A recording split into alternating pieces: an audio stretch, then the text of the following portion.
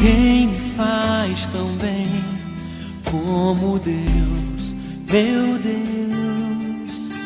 Ninguém me ama assim como Deus, meu Deus. Precioso és pra mim, meu Deus, meu Deus.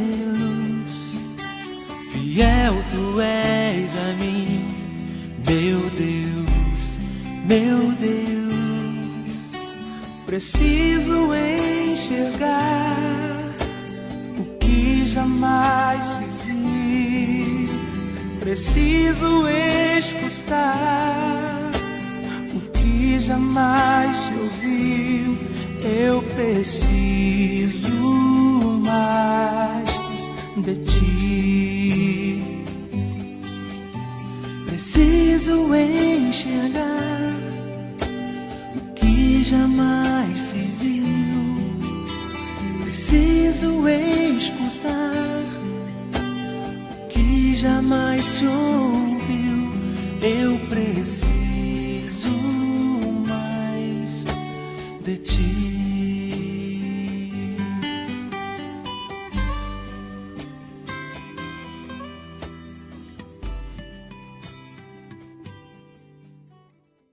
Pega a sua Bíblia em Atos capítulo 5. Eu já pude ministrar sobre esse texto. E hoje eu queria falar um pouquinho sobre espiritualidade. Sobre uma espiritualidade que seja, quem sabe, verdadeira, sadia. Que seja aquela espiritualidade que venha de fato do Espírito de Deus. Porque eu tenho me encontrado, irmãos, com muita gente que tem confundido muito o que é ser espiritual. Aliás, por causa da confusão a respeito da espiritualidade, eu tenho visto muitos crentes mesmos enlouquecerem. Ministrei aqui já alguns meses atrás, os irmãos se lembram disso? Falei de uma estatística que diz que 66% dos internos da clínica psiquiátrica chamada Pinel em Botafogo, isso no ano de 1997, 66%, me disse o diretor daquela casa, de internos do Pinel eram de pessoas oriundas de igrejas evangélicas. E lá naquela indagação, o diretor daquela casa de recuperação de malucos, como nós conhecemos, a indagação dele a mim era o seguinte: pastor, o que acontece dentro das igrejas evangélicas que está fazendo com que essa gente enlouqueça? Quando a gente ouve coisas como essa, a gente fica assustado e às vezes sem resposta. A gente vê crentes por aí extremamente paranoicos. Os caras com chilique, trimelique e tudo quanto é lique da vida, que perto deles você sente medo.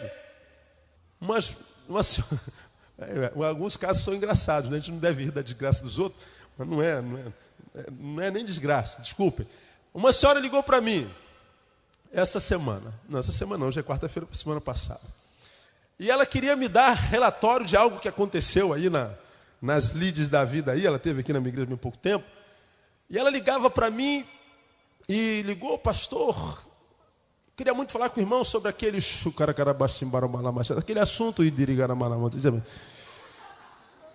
Mas que assunto, irmão? Aquele que nós discutimos no seu gabinete. Aí eu falei: irmã, vamos fazer um negócio? Ou a senhora fala língua estranha ou a senhora fala língua portuguesa. Eu dou preferência pela portuguesa porque a estranha eu não sei traduzir. É mistério, é dom, é para edificação pessoal, é para a senhora e Deus. Eu não preciso ouvir, não preciso saber que a senhora fala língua estranha. Mas o irmão está duvidando da minha espiritualidade? Não, irmão, eu só estou pedindo para a irmã falar em português. Deixa para falar em mistério com o Espírito Santo. Ele entende, eu não. Ela ficou braba comigo, Patrício. Irmão, então tá bom, irmão, fale em língua estranha. Eu só não sei se eu vou poder responder. Não há diálogo. A outra entra no meu gabinete, bate na porta, aí estende a mão e fala língua estranha. Aí eu tiro a mão. O que a senhora disse, irmã? E ela fala de novo. Eu não sei o que a senhora está dizendo, irmão. Pastor, não entende essa língua? Eu não, a senhora entende? B fala que fala em mistério. E ela entrou: bom dia, pastor. Oh, bom dia, irmã, senta aí. Aí começou a falar, só que tu não entendia nada do que ela falava. Doidinha varrida da Silva. Ela sentava, daqui a pouco, pastor, posso ir no banheiro? Pode, mano, vai no banheiro. E ela ia no banheiro, não fazia não sei o quê, porque não fechava a porta, não dava descarga, não abria torneira. Daqui a pouco voltava, sentava de novo. Mas vamos continuar, pastor. Mas nem começamos, irmão. Espera aí que eu vou ali fora no banheiro. Aí abria a porta do gabinete e saía no banheiro. Aí daqui a pouco eu entrava de novo. Falei, irmã, a senhora vai no banheiro ou vai ficar no gabinete? Não, pastor. Eu não tenho nada que falar, não. Tchau. Eu falei, meu Deus do céu, cara. Se gritar, pega maluco, não fica um, meu irmão. É meio irônico falar essas coisas. Quantos aqui conhecem um crente meio maluco? Levante a mão aí. Sinceramente. Olha aí para trás. Fica erguido. Sinceramente. Aí, olha para trás, irmão. Dá uma olhadinha pro teu irmão do teu lado. Vê se ele é certinho.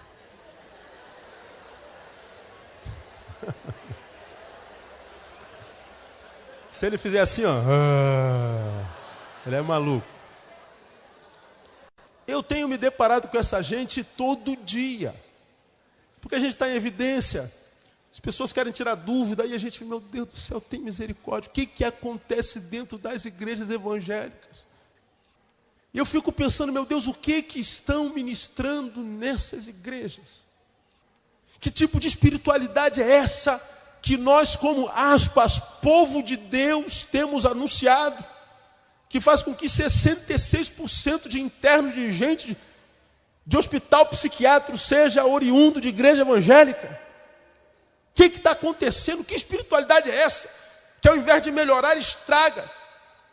Que espiritualidade é essa que, quando alcança aquela jovem do mundo, aquele jovem do mundo, aquele rapaz, aquela menina, que só andava brecadinho, bonitinho, calcinha vincada, sapatinho engraxado, cabeluzinho, penteado, bonitinho, cheirosinho, dava gosto de ficar perto, pessoas que eram tão atrativas e decentes, que tu tinha vontade de estar perto, mas aí entra para uma igreja, fica feio, fica cafona, fica fedorento, fica antipático. O que acontece dentro das igrejas?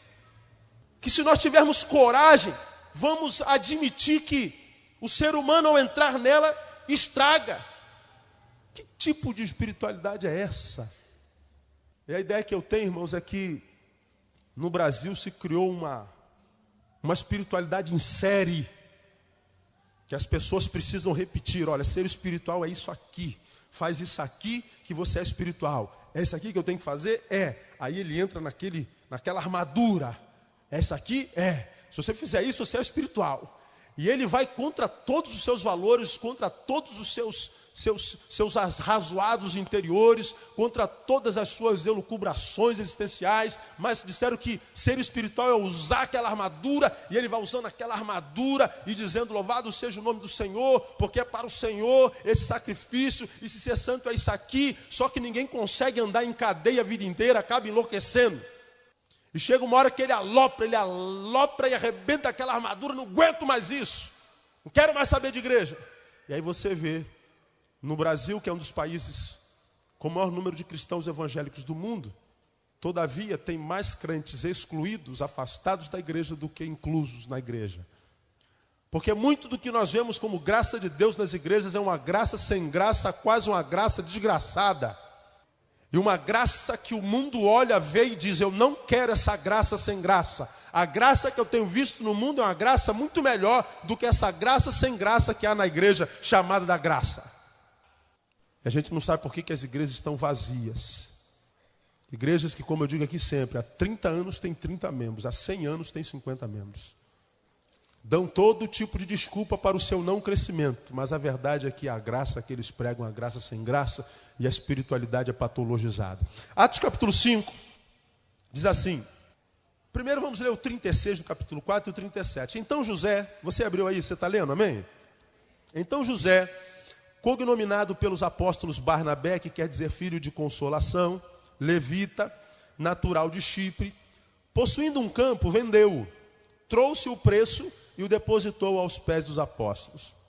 Mas um certo homem chamado Ananias, com Safira, sua mulher, vendeu uma propriedade e reteve parte do preço, sabendo-o também sua mulher. E levando a outra parte, a depositou aos pés dos apóstolos. Disse então Pedro: Ananias, por que encheu Satanás o teu coração para que mentisses ao Espírito Santo e retivesses parte do preço do terreno? Enquanto possuías, não era teu, e vendido, não estava o preço no teu poder? Como, pois, formaste este desígnio em teu coração? Não mentiste aos homens, mas a Deus. E Ananias, ouvindo estas palavras, caiu e expirou. Expirou, você sabe o que é, não sabe? Morreu. E grande temor veio sobre todos os que souberam disto. Levantando-se os moços, cobriram-no e, transportando-o para fora, o sepultaram. Depois de um intervalo de cerca de 3 horas, entrou também sua mulher, não sabendo o que havia acontecido. Perguntou-lhe Pedro: dize-me, vendestes, portanto, aquele terreno? E ela respondeu: sim, portanto. Então Pedro lhe disse: por que é que combinastes entre vós provar o Espírito do Senhor? Eis aí a porta os pés dos que sepultaram teu marido, e te levarão também a ti. Misericórdia. Imediatamente ela caiu aos pés dele e expirou, morreu. E entrando os moços, acharam-na morta, e levando-a para fora, sepultaram-na ao lado de seu marido. Você pode dizer amém? Mais ou menos, né? Mais ou menos. A gente pode dizer aqui é misericórdia. Porque se o Senhor fizesse isso conosco, nós não teríamos um monte de malucos, mas um monte de cadáveres. Graças a Deus, a sua misericórdia é grande.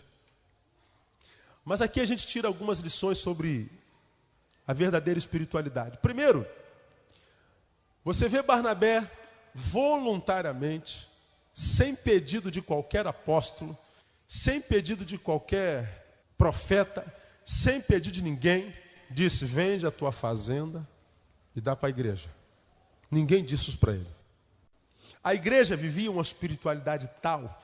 Você vê isso nos textos mais acima, por exemplo, versículo 32, da multidão dos que criam era um só o coração e uma só alma. Ninguém dizia que coisa alguma das que possuía era sua própria, mas todas as coisas eram comuns. Com grande poder os apóstolos davam testemunho da ressurreição do Senhor Jesus. Em todos eles havia abundante graça, pois não havia entre eles necessitado, porque todos possuíam terras e casas, vendendo, traziam pelo preço que vendia, e se repartia a qualquer um que tivesse necessidade. Eles viviam uma espiritualidade extremamente sadia. Todos eram iguais. Os que tinham mais compartilhavam com os que tinham menos. Os que tinham menos, porque recebiam dos que tinham mais, se tornavam iguais aos que tinham mais. Havia uma comunhão estética, havia uma comunhão ecológica, havia uma comunhão social, havia uma comunhão de todo jeito. Ecológica, porque oikos é casa, estou falando residencial.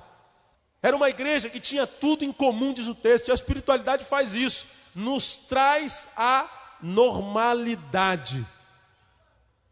Nós, quando estamos longe de Jesus e da sua graça, nós nos tornamos seres anormais, porque nós estamos em trevas, nós não vemos com a naturalidade. Portanto, se não vemos com naturalidade porque estamos em trevas, a nossa vida fica tortuosa, a nossa vida fica sinuosa, a nossa vida fica difícil, o nosso desenvolvimento é muito doloroso. Então o homem vai se deteriorando, o homem vai se consumindo, porque ele vive em trevas, ele está vivendo anormal, longe da fonte, longe de Jesus.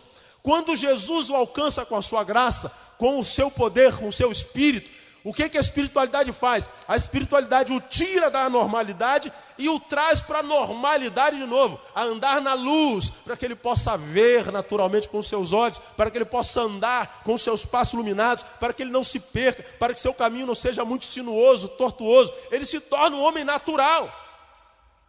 A espiritualidade da igreja de Jerusalém era assim, pessoas normais. Mas quando a gente começa a pensar a espiritualidade hoje, acontece o contrário. Parece que o ímpio, ele é uma pessoa normal, no seu ir e vir, no seu existir. Quando ele entra para a igreja, ele vira um ET. Aí o sujeito pega num verão, janeirão, 45 graus no Rio de Janeiro.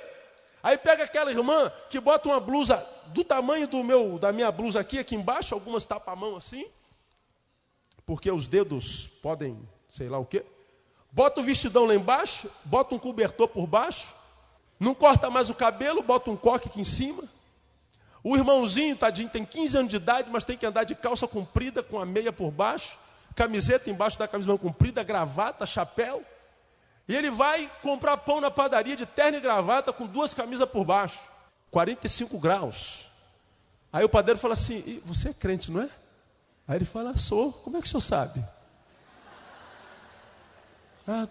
Olhando para você, eu vejo que você é crente. Se não for crente, é doido. Ou é uma coisa ou é outra. Os homens nos olham como diz, meu Deus, isso aí é ser crente. Os homens olham para os crentes que estão ficando doidos, falam assim, meu Deus, eu estou precisando mudar de vida, mas quando eu olho para esses crentes, com essa roupa, com esse jeito de ser, com esse jeitinho de andar, meu Deus, não dá para ser crente. E ao invés de eles nos invejarem, eles querem ser exatamente o oposto de nós, porque essa graça, essa espiritualidade repulsa, é repulsiva, é repugnante. Quando na verdade ela nos traz a normalidade, ela nos devolve a humanidade. Jesus nos transforma em gente normal, é o que eu digo sempre aqui. Aí na naturalidade da espiritualidade, aparece um homem chamado Barnabé, natural de Chipre, levita. Diz assim, poxa, eu lembro, estou com um terreninho lá, aquele terreno não estou fazendo nada com ele.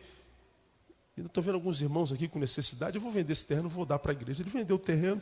E diz o texto lá, depositou aos pés dos apóstolos. Ninguém pediu nada. Era produto da espiritualidade que nos faz seres generosos. A espiritualidade nos rouba da deificação do dinheiro.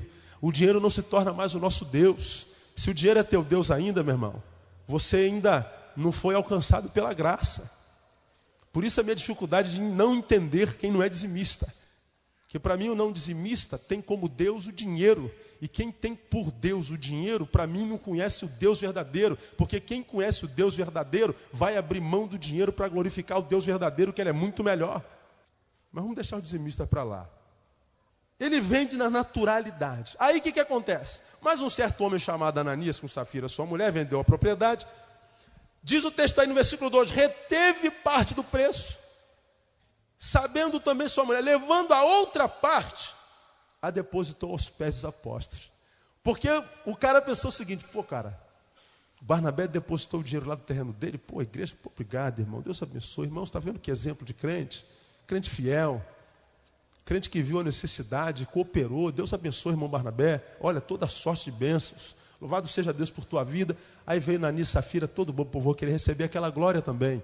Veja que a motivação deles não foi voluntária, é porque um deu, ele quis imitar, só que por imitar, ele alcançou a morte. Aí, irmãos, uma outra coisa que a gente aprende aqui da espiritualidade é que essa espiritualidade não é imitativa. Ou seja, não é a espiritualidade da Maria vai com todo mundo. Porque aconteceu com ele, tem que acontecer comigo. Porque ele anda assim, eu tenho que andar assim. Porque ele se veste assim, eu tenho que vestir assim. Porque ele faz assim, eu tenho que fazer assim. Porque ele canta assim, eu tenho que cantar assim. Porque ele se veste assim, eu tenho que vestir assim. E qual é a maioria das razões das guerras das igrejas e das denominações? Porque nós achamos que a espiritualidade dos outros é diferente da nossa. E porque é diferente da nossa, é possível que a dele não seja espiritualidade. E a gente vive em guerrinha fria entre as igrejas evangélicas no Brasil. O pentecostal olha para a igreja batista e diz, isso é Babilônia. A esposa do pastor de calça comprida, tem misericórdia. Alá não vai perdoar no dia do juízo. Aí você pega o batista e diz assim, Jesus amado, para pentecostal, onde é que ela arrumou essa roupa? Meu Deus do céu, gente. O que é aquilo quadriculado, marrom e roxo? Olha a perna dessa mulher, ela tem mais cabelo que a do meu marido. Aí fica um criticando o outro, de lá para cá, de cá para lá, de lá para cá, de cá para lá. E a gente fica um julgando o outro. Por quê? Porque a espiritualidade dele é diferente da minha. E a gente se divide, o diabo ganha. Ao passo que, de repente, só entre os batistas, nós queremos nos imitar, dizemos, ó, ser espiritual é ser igual ao pastor Neil. Tem que ser igual a ele, tem que usar roupa igual a ele, tem que caminhar igual a ele, porque a gente vê, irmãos, pessoas que imitam até o andar. Então quando a gente diz assim, Senhor, encha-me do teu Espírito, Senhor, encha-me com a tua graça, eu quero ser um servo espiritual. Quando você ora ao Senhor assim, querido, tira as fisionomias humanas da tua cabeça e não pensa que ser espiritual é ser igual a quem quer que seja. Porque enquanto você quiser ser igual a alguém, você vai sempre se frustrar, porque ninguém é igual a ninguém. E quando consegue ser parecido com alguém, você deixa de ser você mesmo. Sabe por que muitos crentes sofrem, vivem vida medíocre, vida miserável mesmo? Ele é servo do Deus Todo-Poderoso, mas parece que serve a um Ogum da vida, um Exu caveira da vida, um orixazinho desse de fundo de quintal da vida. Quem é teu Deus, irmã? Eu sou servo de Jeová, Deus Todo-Poderoso. Pô, mas olha para a tua vida, parece que tu é servo de tranca-rua. Que vida é essa que você está levando? E muitas vezes, sabe por que assim? Porque você não está querendo assumir diante de Deus quem você é. E você está sonhando ser aquele que você não é. Porque você olha para ele e diz, aquilo lá é que é ser santo. E Deus está falando, mas aquela é a santidade dele. Eu tenho uma santidade, uma espiritualidade exclusiva para você. Seja você mesmo. Ananias e Safira queriam imitar Barnabé. E o resultado foi trágico. Há muitos crentes querendo imitar a fé do outro, imitar a santidade do outro, imitar a espiritualidade do outro, muitas vezes não respeitando a espiritualidade do outro, e geralmente a consequência é nefasta. Se não morte física, morte espiritual. Porque nós quisermos imitar a espiritualidade do outro, e nos esquecemos que espiritualidade não se imita. Por isso, minha igreja, eu tenho ensinado a vocês o seguinte: se você conhece o teu irmãozinho em Cristo, que é de uma denominação diferente da tua, ele se veste diferente de você, ele gosta de terno e gravata, irmão. Respeita o terno e gravata dele, louvado seja o nome do Senhor pelo terno dele. Agora, se você é um dos que usa terno e gravata, não se mete nessa calça jeans rasgada do teu irmão e nesse tênis sujo dele, com essa camiseta amarela dele. É o que o cara gosta. Deixe-o viver a sua própria espiritualidade, não se meta na vida dos outros. Porque a espiritualidade não é imitativa. Para Deus não existe uma vida espiritual. Para Deus a espiritualidade é vida. E vida é una, indivisível, incompartilhável, inalienável, ininvadível. Não se invade, é minha. Então, amado, se você quer ser de Deus, se você quer ter saúde espiritual, peça ao Senhor, Pai, eu quero viver para a tua glória, quero ver ser um ser espiritual. E não precisa, não tente imitar a quem quer que seja. Pastor, eu queria ser igual fulano. Não, que seja igual Jesus, amado. Pastor, eu queria pregar igual Cicrano, eu queria cantar igual a irmã fulano, eu queria ensinar igual o irmão João, eu queria tocar igual, eu queria... Sim, amado, você quer, trabalha para isso. Mas toque como você mesmo, pregue como você mesmo, cante como você mesmo, sirva a Deus como você mesmo, porque foi a você que Deus fez e não foi o irmão. Eu sou eu e pronto, acabou. Você entende isso, amém? Segundo, a verdadeira espiritualidade, e eu já falei isso em outro texto que preguei, ela não é autoglorificante. Quando a gente analisa essa espiritualidade, a gente vê dentro das igrejas aqueles mitos evangélicos. Por exemplo, toda a igreja, ou quase toda ela, tem sempre, por exemplo, aquela irmãzinha da oração. Está doente? Na casa da irmã fulana. Não sabe o que fazer? Não, vamos lá na casa da profeta fulana. Fulana. Não, esse problema já é com o irmão fulano. Beltrano. Às vezes o culto todo, como dizem os jovens, rola. Mas enquanto aquele irmão, aquela irmã do círculo de oração não falar, o culto não valeu. Agora a irmã vai falar, a irmã vai revelar. Quantos tiveram revelação aqui? Aí todo mundo sabe que aquela irmã vai, todo mundo olha para ela já. Ela é o sugador de revelação. A revelação vai lá para o outro lado. Opa, é minha, ninguém tasca, eu vi primeiro. E a irmã vai revelar. A irmã levanta, irmãos, eu estava aqui, irmãos. E um anjo me trouxe uma carta. Tu vê isso direto nas igrejas. Eu abri aquela carta, irmãos, aquela carta estava escrito. Amém. Estava assinado por quem, irmã? Jesus de Nazaré. E a gente vê aquelas revelações, cada uma mais do que as outras. E daqui a pouco aquela irmã ela começa a ser destacada. Ela começa a ser glorificada. Ela começa a ser exaltada. Ela começa a ser vista com os olhos diferentes. E a pessoa diz assim: irmã, olha, eu senti que Deus usou a irmã, e eu queria que a irmã consultasse a Deus para saber o que Deus tem para mim nessa manhã. Amanhã eu vou fazer uma prova, o que Deus tem para mim. E o pior é que a gente gosta de ser adorado, a gente gosta de ser glorificado, o poder é uma desgraça, a gente gosta de sentir essa sensação de sermos um micro-Deus. E ela diz: irmão, espera aí que eu vou consultar o meu Deus. Ela vai lá dentro do quarto e volta na maior cara de pau: Deus me disse que... Quando para mim, se na verdade essa irmã fosse espiritual, eu disse: irmã, o mesmo Deus que fala comigo, pode falar contigo. O Deus que eu vou buscar dentro daquele quarto, você também pode entrar e buscar comigo. Vamos lá? Vamos orar juntos? Vamos buscar a face do Senhor juntos? Mas a gente gosta de criar essa estrutura autoglorificante. A gente gosta de criar essa ideia ante ao público de que nós de fato estamos num patamar superior. Nós já temos um galgar mais profundo com Deus. E Deus de fato fala diferente comigo. Então, sujeitem-se a mim. Quando você diz assim: você pode, irmão. Clama, ora que o teu Deus vai te dar vitória em nome de Jesus. Mas a gente prefere prender o indivíduo. Aquele indivíduo se prende a nós e não dá um passo sem nós. E o que a gente vê dentro das igrejas no Brasil hoje? A mesma relação que tem entre o incrédulo e a cartomante, entre o incrédulo e a astróloga, tem entre muitos crentes e os profetas autoglorificados. A mesma motivação que leva o ímpio para a cartomante: dona, lança as cartas aí, por que elas dizem? É a mesma motivação que induz alguns crentes pífios aos profetas. Irmã, vê o que Deus tem para mim hoje. E quando você sabe muito bem que quando você quer saber o que Deus tem para tu hoje, onde é que você tem que ir? Aonde, igreja? Na palavra. Diga palavra. E a palavra está disponível para qualquer um. Mas nós vamos ver os mitos espirituais, nós vemos os gurus de Deus, nós vemos os porta-vozes de Deus e nós vemos as barbaridades de Deus.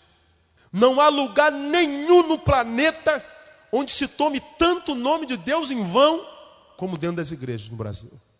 Você pode entrar em qualquer centro de macumba da história, lá não se fala tanto o nome de Deus em vão como dentro da igreja evangélica. Olha, irmão, Deus me disse, Deus me falou, irmã, sonhei. Pô, irmão, atendi hoje 4 pessoas. Bom, eu sou analista, e não tem jeito, eu analiso, eu sempre falo isso aqui. Uma pessoa que eu atendi, ficou comigo 1h40 dentro do gabinete, foi a última. Sai daqui, que é 2 horas. Ela falou: Deus me disse 101 vezes. Eu quando atendo, estou com a canetinha na mão. Eu vejo a prefigura do indivíduo. E tem sempre um papel na minha mesa. Quando você for ser atendido por mim, veja que tem um papel em cima da minha mesa e a caneta está na minha mão. Não devia te falar isso, mas está sempre assim. Dependendo de quem entra no meu gabinete, eu largo a caneta. Dependendo de quem entra, eu não largo a caneta. E o indivíduo está falando, eu estou com uma bolinha, 2 bolinhas, 3 bolinhas, 4 bolinhas. Deus me disse, Deus me falou, o Senhor se revelou a mim, o Senhor. No final de tudo, quando ela compartilha a crise, eu falo assim: por que você está em crise? E ela não soube responder. E eu mostrei: você disse que Deus falou com você, só aqui nesse período 101 vezes, disse que Deus falou com você. E não falou da crise que você ia passar. E eu perguntei: será que Deus falou mesmo? E a gente começou a conversar por essas praias. Mas eu tenho percebido que grande parte dos homens e mulheres no povo de Deus, tidos como Fagundes espirituais, como Raul Cortez espirituais, os astros da Globo de Deus, geralmente eles dizem: o Senhor falou comigo, o Senhor me disse, o Senhor me revelou, o Senhor falou comigo em sonho, o Senhor comigo, amigo. E a gente começa a falar isso sem perceber. E não sabe que quando a gente fala o tempo inteiro, migo, eu estou me autoglorificando e dizendo: ele fala tanto comigo que não tem tempo para falar contigo. Autoglorificação. Querido, o que a Bíblia fala? Aquele que a si mesmo se exaltar será o quê? Humilhado. E aquele que a si mesmo se humilhar será o quê? Exaltado. O que aconteceu com Ananias e Safira? Eles quiseram ser glorificados, quiseram ser exaltados, acabaram morrendo, acabaram fenecendo, se prostrando. Eles acharam que a igreja precisava do dinheiro deles, reter o parte, mas ainda estamos dando uma quantia grande. Ninguém pediu nada a você. Por isso ele diz, já você não mentiu aos homens, mentiu ao Espírito Santo. Você está querendo ser glorificado, você está querendo ser exaltado, ou seja, você está querendo tomar o lugar de Deus. E a espiritualidade, querido, primeira coisa que faz conosco é mostrar quem Deus é para nós e quem nós somos diante dele. Lembra de Isaías? Oh, tem misericórdia de mim porque eu vi o Senhor. E eu sou um homem de lábios impuros e habito no meio de um povo de impuros lábios e tenho visto a Deus. Tem misericórdia, porque a glória de Deus, a espiritualidade, mostrou para ele o miserável homem que ele era. Então, quando nós somos de fato espirituais, a primeira consciência que vem a nós é de que nós não somos nada. E a palavra é, tem misericórdia, Senhor. Agora, quando tu vê um monte de mito nas igrejas, irmãos, ó minha ovelha, isso aqui nem para você que não é minha ovelha, não precisa ouvir isso aqui agora não. Você que é minha ovelha, escuta aqui. Quando você vê um sujeito muito santo demais, que ele só te olha por cima, que ele te olha de baixo a cima, que ele tem a palavra impostada, ele conversa contigo de uma forma, quando chega aqui em cima, é outra voz. Quando ele mete o dedo na cara de todo mundo, quando ele repara a roupa de todo mundo, quando ele é o protótipo, onde Jesus, até Jesus perto dele fica com vergonha, porque se sentiria carnal. Querido, não põe a mão no fogo por ele. Cuidado com ele, porque o verdadeiro santo, tudo que ele não quer mostrar é soberba. Tudo que ele não quer ser glorificado. João dizia, importa que ele cresça e eu diminua. Não é autoglorificante. Vamos caminhar para o final. Terceiro, a verdadeira espiritualidade deve ser vivida com seriedade. Por que deve ser vivida com seriedade? Porque ela pode ser punitiva. O que Ananias e Safira quiseram fazer era brincar de ser crente. Ai, mulher, vamos tirar uma onda com Pedro? Tirar uma onda lá no meio da igreja? Quem sabe a gente não consegue lá uma vaguinha de presbítero, de diácono, de missionário, de professor? A gente vende o terreno, vamos ver quanto é que dá. Quanto é que custa esse terreno aí? 10 mil. Ih, é muito, que é isso? Vamos dar 5. Ninguém precisa saber. Aí botaram o melhor terno, a melhor gravata. Depois que todo o culto ofertório, Deus cuida de mim, a sombra da tua... Aí, quando o último veio, aí ele levantou lá. Terno e gravata, ele é mulher de braço. Com envelope gordo assim na mão. Nem cabia no gasofilaço. Todo mundo olhando para ele. Pedro chama ele, vem cá, Pedro. Foi por isso que você vendeu? Foi. Sabe o que ele diz, irmão, para Pedro? Olha o versículo 3. Ananias, por que encheu, leia, Satanás o teu o quê? Coração. A quem você se lembra na Bíblia que ela fala que Satanás também encheu o coração? Judas Iscariotes. Qual foi o fim de Judas? Morte. Qual foi o fim de Ananias? Qual foi o fim de Safira? Sabe por quê? Brincaram com a espiritualidade.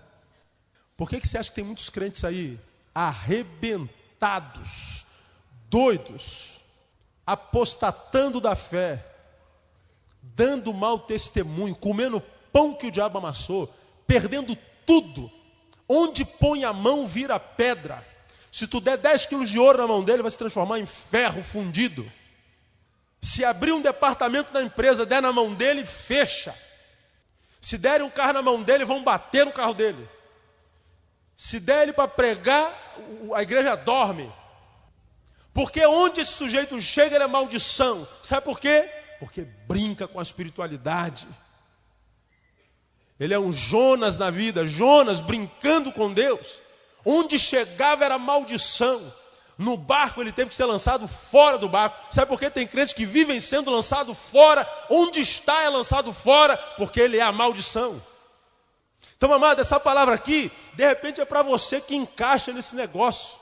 Meu Deus, pastor, nada do que eu faço dá certo. Onde é que eu ponho a mão, a porta fecha. Tudo que eu faço dá errado. Se eu começo um grupo, acaba. Acaba e acaba. Eu sou aquele crente que começa 200 projetos, não acaba um. Está brincando com a espiritualidade. Ananias brincou, permitiu que Satanás enchesse o seu coração. Ele pensou que brincar de igreja era bom negócio. De vez em quando eu vejo minhas filhas lá dentro do quarto delas brincando de igreja. Aí uma prega, outra canta. Vamos ouvir um solo pela irmã Tamara. Aí vai Tamara. Então vamos ouvir agora o Ministério Vida. Aí vai as duas. Jesus, né? Thaís, é uma comédia. Agora vamos ouvir a palavra com o pastor Neil. Aí vai Thaís pregar. Aí o pai e a mãe ficam na portinha assim olhando. Vem cá, morri um pouquinho, vem cá. Mas elas são crianças. Fazem com a maior pureza, com a maior simplicidade. Deus ama as criancinhas porque elas são naturais. Mas você é macaco velho, você sabe o que faz. Você não é mais criança, você não usa mais fralda. E quando você brinca com as coisas de Deus, você sabe que está brincando. Não diga ser o que você é, caso você não seja. Não vende uma imagem daquilo que você não é, porque você pode se arrepender. Ananias, por que permitiste que Satanás enchesse o teu coração, enquanto você tinha aquele campo, não era teu? Você não tinha todo o dinheiro no seu poder, mas por que você foi misturar isso com as coisas de Deus? Para que você foi vender isso? Para tirar onda com a cara de Deus? Você não mentiu aos homens. Você está pensando que mentiu a mim, Pedro? Você mentiu ao Espírito Santo, cara. Quando você lê 1 Coríntios capítulo 12, quando Paulo fala a respeito da ceia, diz que quem come indignamente o pão e bebe indignamente do cálice, come e bebe para sua própria o quê? Condenação. E mais embaixo diz, por causa disso, há muitos que adoeceram e alguns que até dormiram. Você sabe o que é dormir? Por causa de brincar com a ceia. A espiritualidade é aquela que abre a janela do céu sobre tua vida, mas é aquela que pode abrir os umbrais do inferno para a tua existência. Ela pode ser punitiva. Então, amadinho, deixa eu dizer uma coisa para você, brinque de qualquer coisa, só não brinca com Deus. Porque brincar com Deus, brincar de espiritualidade é muito sério, amado.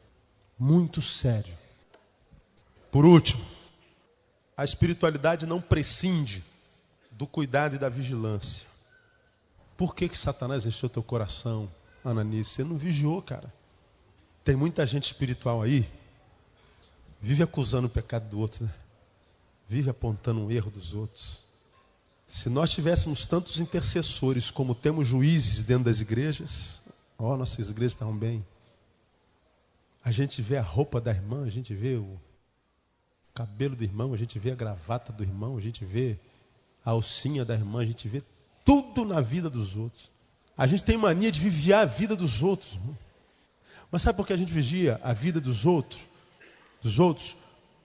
Porque a gente sabe, se olhar para a nossa, a gente vai entrar em depressão, porque ela é miserável. Quando você sabe que no meio da igreja tem aquele fofoqueiro, aquela fofoqueira, sabe por que ela olha para os outros? Porque ela não tem coragem de se deparar com aquilo que ela é. Aí ela se projeta no outro.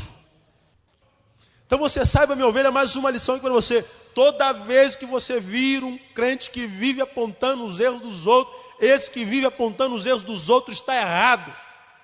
Quando você vê uma pessoa muito austera em alguma área da vida, meu, isso é pecado. Não fala isso não. É porque ele tem fraqueza com aquilo ali. O cara é aquele cara que toda vez que vai pregar fala contra sexo. Sexo é do diabo. Sexo não. A mulher não pode usar sexo. A mulher não pode usar, é só abaixo do calcanhar. A irmã não pode. E não pode porque isso é sensualidade. Irmão, esse cara vive com sexo na cabeça.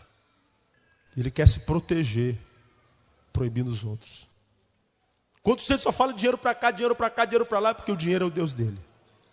Ele quer dinheiro. Porque se você é livre, você não se prende a absolutamente nada que seja terreno. Você é livre, amado. Só que mesmo sabendo que é livre, você vai vigiar. Porque Satanás tentou ao próprio Jesus. Imagina o que ele não pode fazer com um neiozinho desse da vida, se não vigiar. Imagina o que ele não pode fazer com um Joãozinho desse da vida. O que ele não pode fazer? Se ele tentou até o próprio Deus encarnado. Então quem é espiritual tem que vigiar para que essa espiritualidade não o adoeça, para que essa espiritualidade não o torne um soberbo, para que ele não caia na condenação do diabo. Essa espiritualidade, irmãos, que vem, como eu lhes estou mostrando, uma espiritualidade que não tem a ambição de imitar ninguém, seja você e pronto, acabou. Eu sou eu, Deus me fez e jogou a forma fora. Não existe outro igual, não tem que ser igual a ninguém. Eu tenho que ser eu apenas. E se eu sou um projeto de Deus, eu devo ser maravilhoso. Você que ainda não se conhece, seu mané. Se Deus fez você, se você é projeto de Deus, você não pode ser tão ruim quanto alguém diz que você era. Ou como você pensa ser, porque você não foi feito pela tua mãe nem pelo teu pai, você foi feito por Deus. Tua mãe e teu pai foram só um molde usado por Ele. Mas quem te fez foi Deus. Então não tente ser quem você não é. Seja você mesmo. Você vai ver que a vida vai melhorar. Então não tente imitar, não se autoglorifique. Viva isso com seriedade, pode ser punitiva. Tenha cuidado, para que essa espiritualidade não adoeça você. Você foi chamado para viver e viver com abundância, com saúde, saudável. E viver, amado, é o maior dom de Deus. Que Ele conceda essa graça abundante a você em nome de Jesus. Amém? Vamos aplaudir Ele por essa palavra. Preciso enxergar o que jamais se viu. Preciso escutar o que jamais se ouviu. Eu preciso mais de ti, mais de ti, mais de ti, mais de ti, mais de ti. Eu preciso mais de ti,